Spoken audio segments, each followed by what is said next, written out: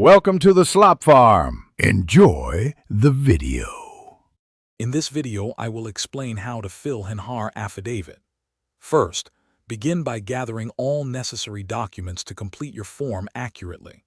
You will need personal identification, such as a national identity card or a driving license, along with proof of address like a utility bill from the last 3 months.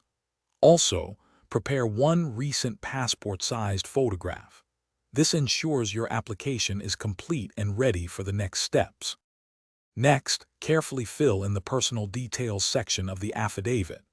Write your full name exactly as it appears on your identification documents and accurately state your date of birth.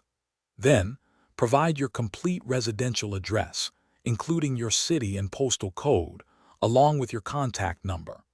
Remember to also include your father's and mother's full names, double-checking for any spelling errors before moving on.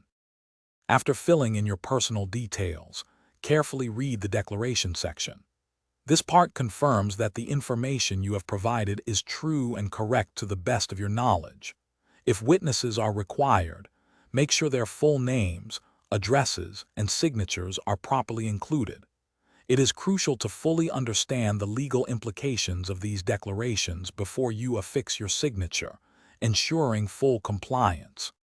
Finally, before submission, meticulously review the entire Honhaar Affidavit one last time for any potential errors or missing information.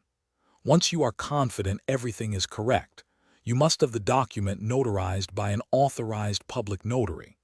This step legally validates your affidavit. Remember to make at least 2 copies for your personal records before you submit the original document to the appropriate authority, ensuring you have a backup. Thanks for watching. Consider subscribing if we helped you today.